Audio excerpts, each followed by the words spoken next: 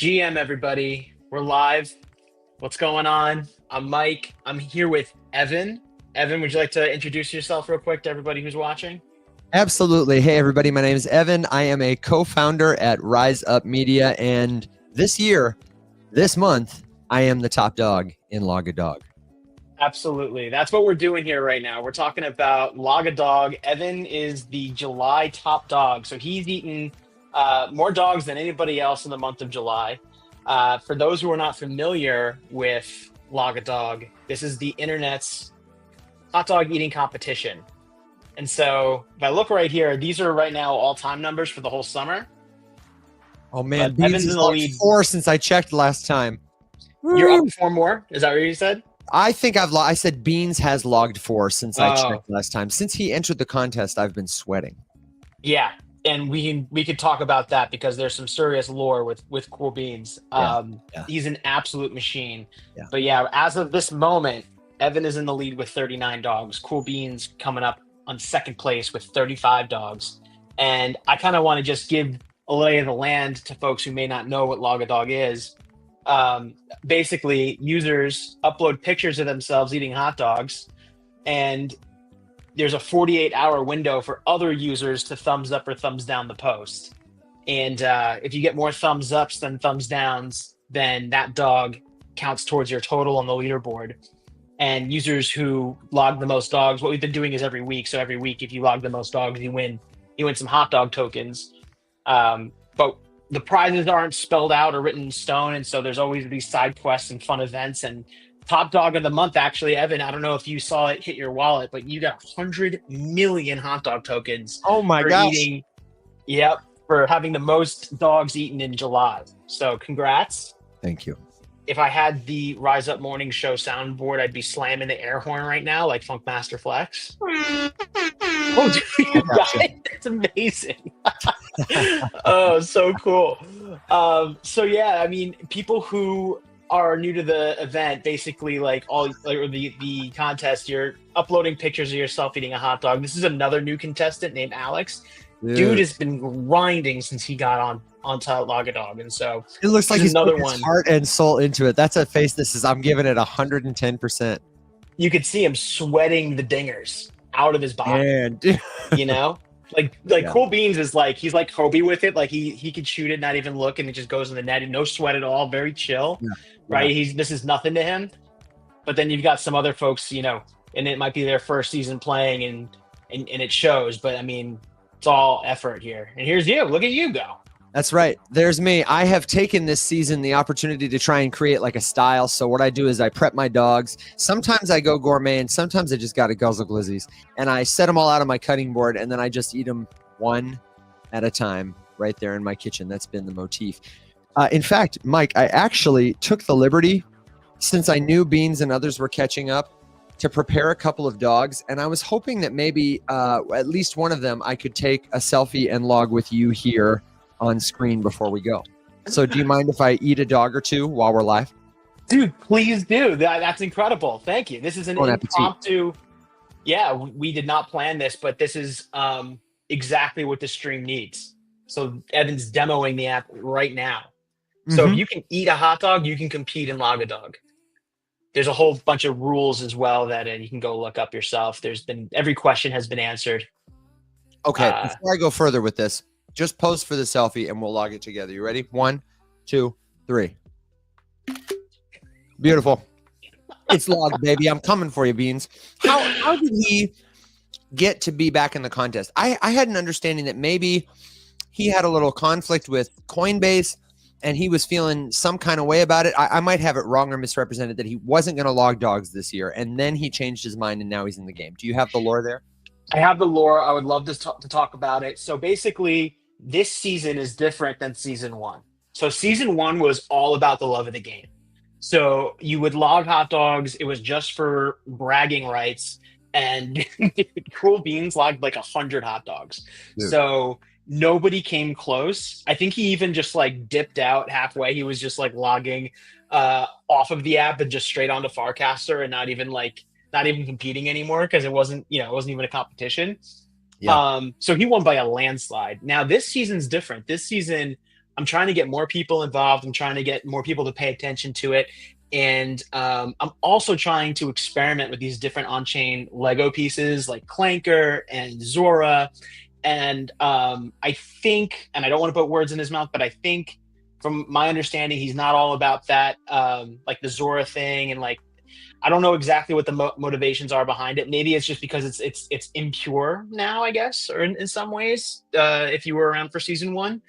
But I would love to talk to him. So maybe I can have him up on the stage. And by the looks of it, he's in the competition now. Yeah, I have to eat dogs at every moment. He's doing that thing where he's got like a methodical plan. I think he eats them for lunch and for dinner. And I had been doing 12 dogs a week. I was like, oh, I can do 4 dogs a night, 3 times a week, no problem. And now seeing him climbing the leaderboard, I'm getting to the point where like I'm ready to do a beans and start eating hot dogs for breakfast, lunch, and dinner because I can't lose now. I cannot. Yeah. I interviewed him when he won season 1, and you could go watch it here. But he tells a story about like what motivates him to compete, and he is doing it in memory of one of his friends. So he has like a fire inside of him to be eating these hot dogs. Something that I don't know if any other contestant has this kind of like drive like that with that kind of motivation. But yeah, I mean, you could learn more about his story back there. But he's out for blood. He's got that dog in him. He's got that dog in him. So yeah, I mean, that's nothing to shake a stick at. Like Cool Beans is coming for everybody on the leaderboard.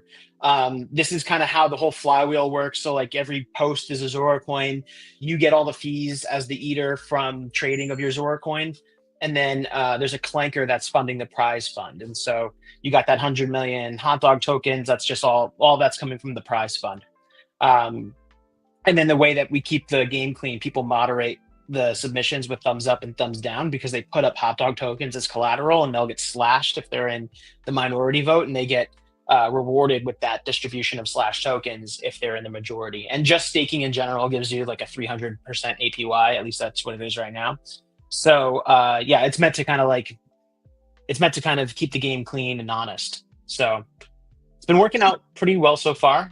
We might be adding comments soon because there was like a call out about a possible duplicated dog, and judges want a way to coordinate. So I would love that. And I am really curious to know, I have seen a lot of like AI and bot spam, and I just want to know how that came about. Is that you trying to stress test the system and the judges, or is that just serendipity? One of the things I noticed that was sneaky and almost got me is you'd have one account posting some real authentic pictures of people eating hot dogs. Some of them might have been real even, but they were like a picture of me eating a hot dog, then a picture of you eating a hot dog. And I was like, oh, these dogs might be real, but you're not the only one logging them. You know what I mean? So yeah, what's up with the bot spam?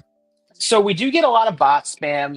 There is like a way for duplicated images to be flagged. So even if it is a real image, if it's the same image, it gets flagged. So judges get a little bit of help there. Users could also be flagged for reporting spam. So if you've posted AI generated content or just like unhelpful or off topic content, you can get flagged as like a spammer. It kind of helps judges determine which way their vote should go. But I think what we're really attracting there is just like people who are farming for airdrops and stuff like that. Maybe they're not interested so much in the sport, which is, not what we want. And so far, I'm pretty darn confident that only real people have earned from like the prizes and side quests and stuff. So I think we're doing a decent job of keeping the game relatively clean. Honest. I have 2 questions. Yeah. The first one is, where did the prize pool start? So the prize pool came from Clanker fees. So there's trading on the Clanker token, and that's generating fees. How many people are trading hot dog tokens? These tokens are. I think my hot dog tokens were worth like $50 when I first started. I probably have now maybe $200 of hot dog tokens, and I can't imagine that people are trading pictures of my hot dogs at that rate to generate that much funding, because the fees are what? Yeah. Like it's 1%, I think, for the fees. But these tokens usually follow this curve of like this attention curve where they start off like popping and then they come down, but who knows what kind of like interesting things could happen along the way with the season. But I have like this Dune dashboard that this guy Jonder put together, and it takes a snapshot in time of like what your hot dog tokens were worth when you receive them as rewards. So here you are, you're at 174, but this was refreshed 4 days ago, so it doesn't account for those prizes you just won just now. Maybe we could kick it off. Can't do it right now, but yeah, But this are will you update. people trading pictures of us eating hot dogs to generate? I mean, on a 1% fee, these people are probably, if they're trading these pictures on Zora, they're probably trading them for, pennies, dollars. No one's collecting a picture of me eating a hot dog for, $5 or $10. They got to have incredible velocity. Am I missing the math? Yeah. So Is what there you're like a talking base fund or something like? Did you get a grant that you seeded the pool with, or? No. So I think I understand the confusion. Every post that you put on the app is a Zora coin that could be traded and you'll earn fees from. It's likely you probably won't earn much from that just because, if Joey Chestnut posted a picture, I'm sure that token would get traded around, right? But like the fees from the prize fund are really coming from the Clanker token being traded because people are speculating on it or whatever. And so there was a lot of volume in the very beginning of it being launched. And I'm essentially like the prize fund is just built on that. Smart. Yeah. I haven't announced like what the ultimate prize will be, but I can say on this stream for anybody watching is like the cumulative prize, the top dog of the season 2 Lagadog winner will definitely be worth at least 1 ETH. So are you kidding me?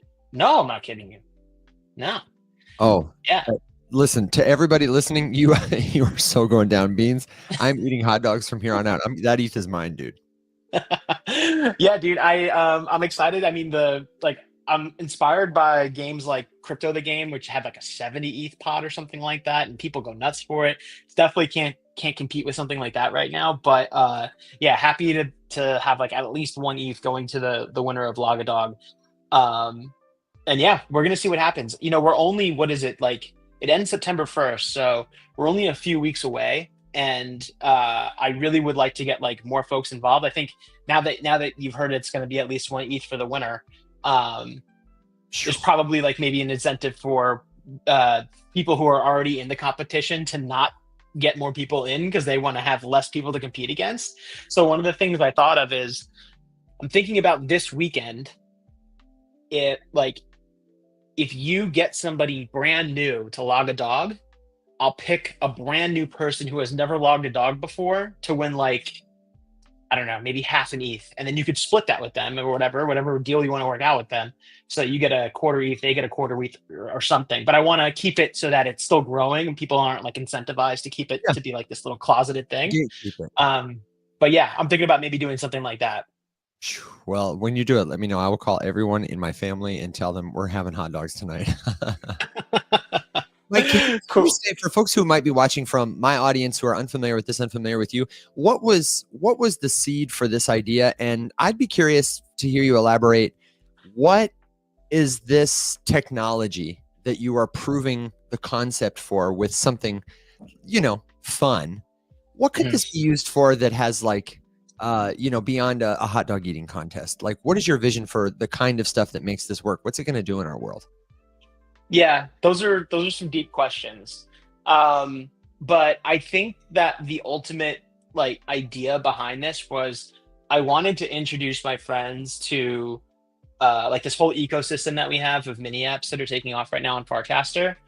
And I wanted them to kind of like earn their first bit of money on one of the mini apps. And I wanted them to do it in a way that wasn't like difficult to understand how it happened. So I wanted them to just be like, hey, upload a picture of yourself eating a hot dog and like watch what happens with your wallet. Like that was going to be like the magic thing. So that's kind of really what I wanted to experiment with. Get my friends on an app, have them earn a little bit of money, and then see if they wanted to explore more parts of the Farcaster ecosystem. Very cool.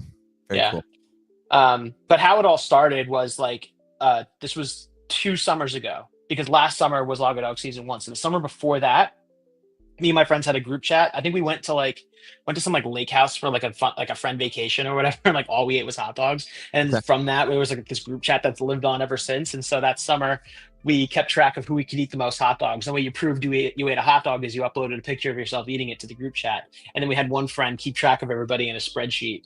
And then me being the friend who over engineers everything, they said, "Hey, can you over engineer a system for us to track this?" And I said, watch this, put it on the Good idea. blockchain." Yeah, exactly. Yeah. Had like, told them about like storing images in IPFS. Now we're making coins with them.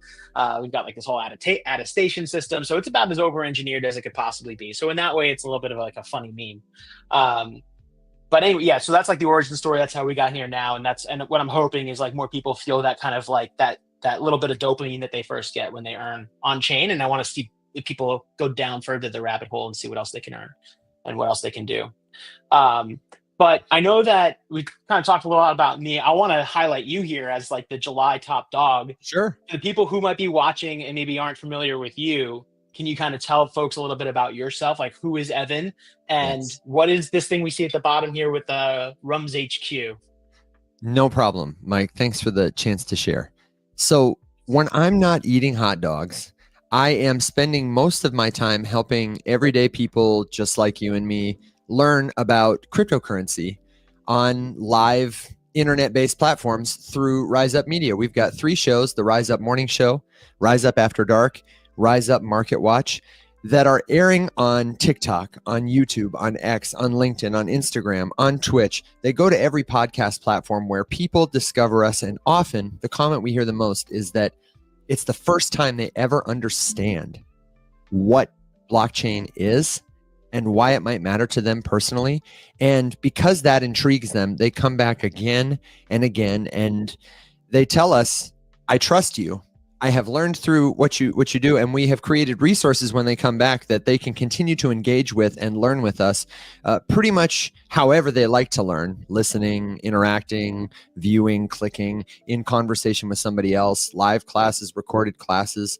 How to become a safe, confident crypto user. I'm a big believer that the next billion users are not just looking around for your favorite influencers post on Twitter, and that our industry can tell a better story if we start by meeting people where they are. So that's mostly what I do with my time. I help tell a better story for the crypto industry.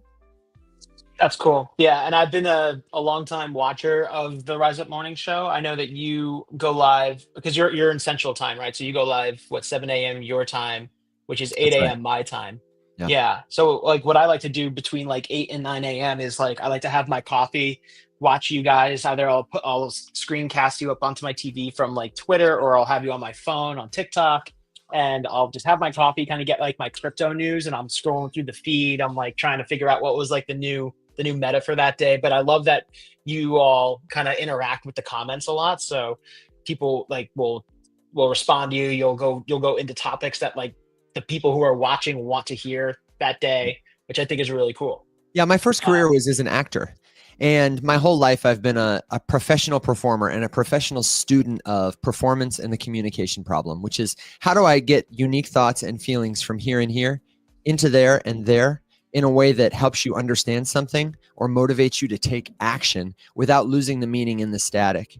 And I am inspired by shows like Car Talk. Alex, my co-founder, and I talked a lot about how this show, Car Talk, that we both loved, was 2 super technical mechanics, but you didn't need to be a mechanic to enjoy Car Talk. And I really like trying to emulate that, to bring that same spirit, like a call-in radio show that you listen to because you feel like you know these guys. And even though they're total nerds and you wouldn't want to get under the hood of that thing, they help you feel like, yeah, you know what? I know a couple things that make a good car, and I could drive one to the grocery store or pick one out on a car lot. And if I couldn't, I've got somebody I could call that could help me. You know? That's so cool. That's It's so very cool. I mean, it's definitely working, right? Because most of your audience, like, I don't know if you mentioned it just now, but most of your audience leans older. And so you're Yeah, doing a good job of explaining these things in simple terms. the average age is over 40, but we have viewers at all ages. We have people as young as 12 and as old as 83 all over the world, and we get tons of viewers. I don't know anybody who's paying. I don't know anybody who gets more organic views than us. Everybody else who's getting more views than us, I think, is paying for them. I say I think. I haven't analyzed every single competitor that we have, but most of the big crypto shows or big crypto outlets, they're talking first to crypto natives. And a lot of them are, they're getting views by advertising. A lot of Coinbase's videos on social media are boosted to some extent.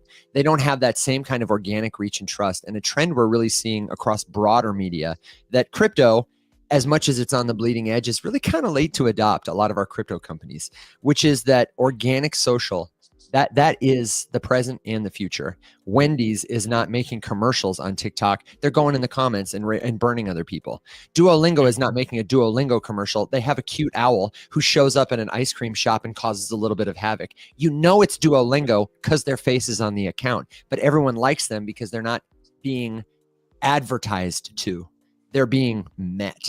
And the companies that are doing that, they're outspending companies with budgets 7 to 10 times their size, and they're killing them. I mean, legacy companies aren't even on social media yet in the way that we are. So we're in kind of a blue ocean, and I want to do everything I can to take advantage of that, to tell a better story about our industry, what it really is, and then also help our peers and friends and colleagues to amplify their messages, because frankly, nobody trusts them as much as they trust us. And, we need a better story that people can trust in crypto.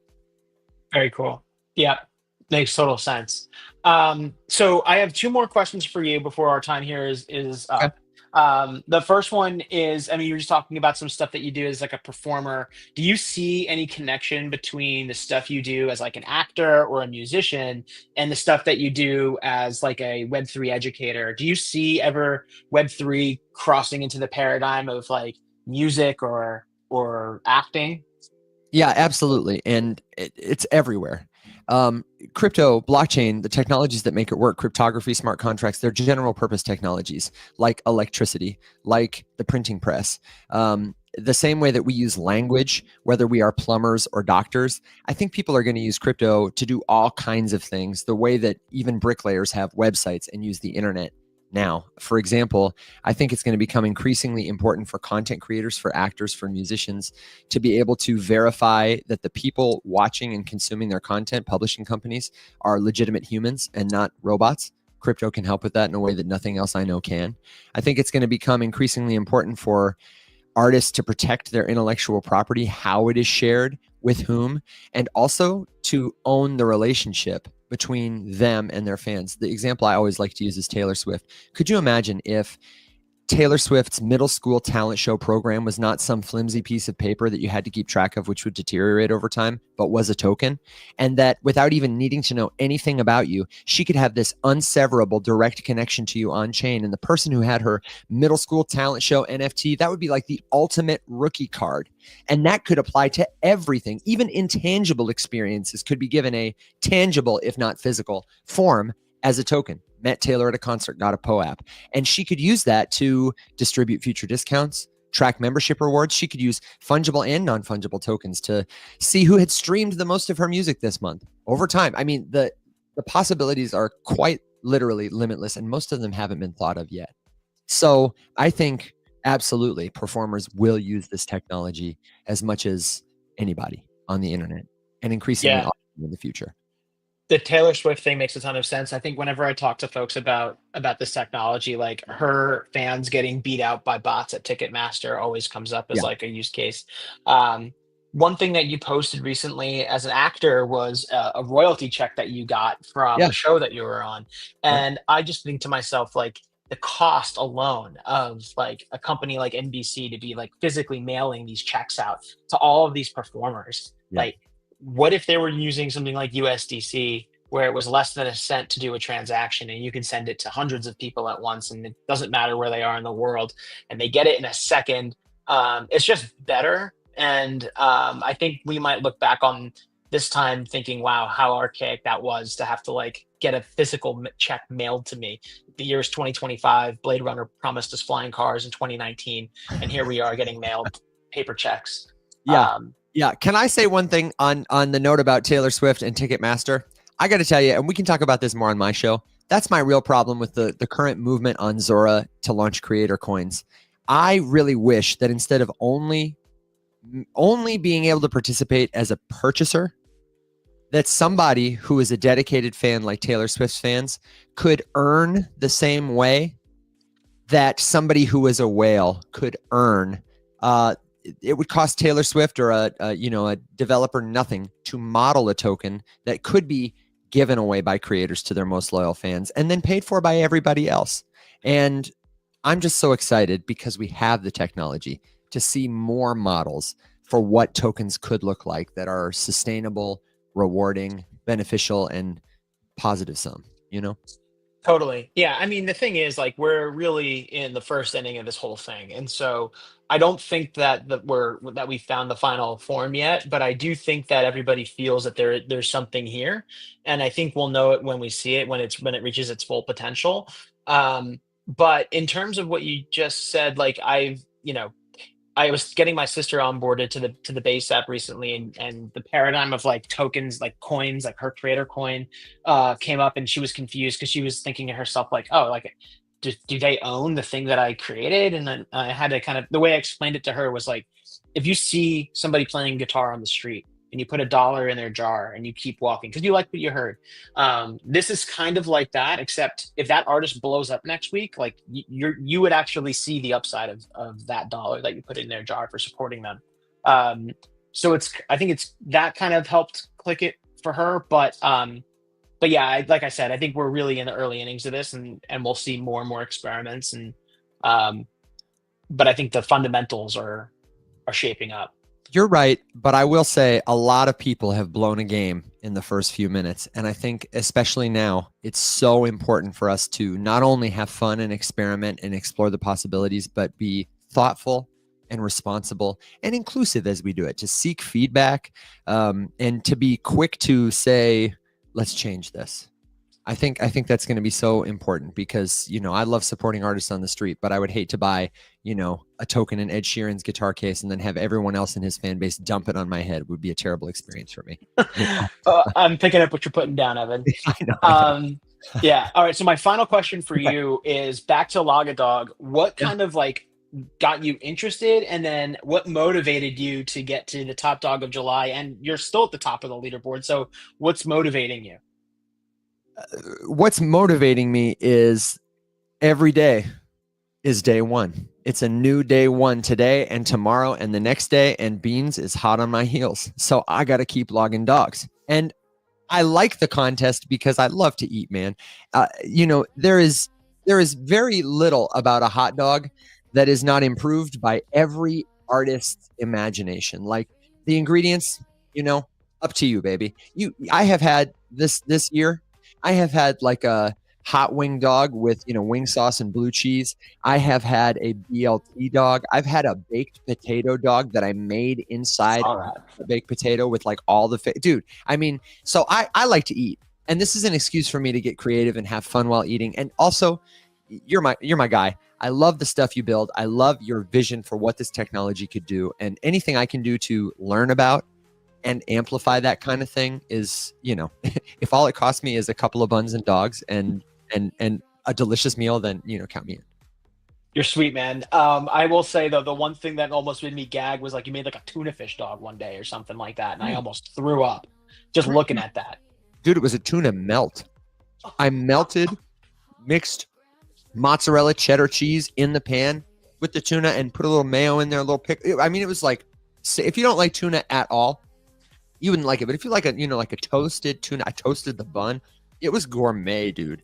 It was. I need to say something because there might be people on this stream who are not from America and they're not familiar with hot dogs. What Evan just said and what Evan did to that hot dog is not normal. No, absolutely not. So we're like that. That's disgusting. It counts as a dog. It was delicious. Disgusting. Delicious. Sacrilegious, maybe, but delicious. Definitely. All right, Evan, you've been more than generous with your time here. I want to give you the final word. Anything that you want to say to the contestants of Logadog, the people watching, I want to give you the floor to close us out. Okay. Very briefly, let me say to the other contestants in Logadog, don't sleep. You cannot win. I've got that dog in me. And if you want to take a place on the leaderboard, it's got to be number 2, and you're going to have to beat Beans. And so good luck with that. And to everyone else who's watching, all my peers and colleagues in the crypto industry is who I want to speak to. The most important thing you can do that anyone in our space can do is to tell a better story. And you are telling a story with everything you say, everything you don't say, everything you choose to amplify, everything you ignore. And telling a better story is up to all of us. It's how we bring the next billion people here. And if you need help with that, or you just want to collaborate with somebody who's doing it, or you have feedback for how I can do it, then get at me. My DMs are open, and you can find all my links at rumshq.com. Rise up. Awesome. All right. Thanks, Evan. And thanks everyone for joining. We'll see you at the end of the Log of Dogs season 2 with another stream.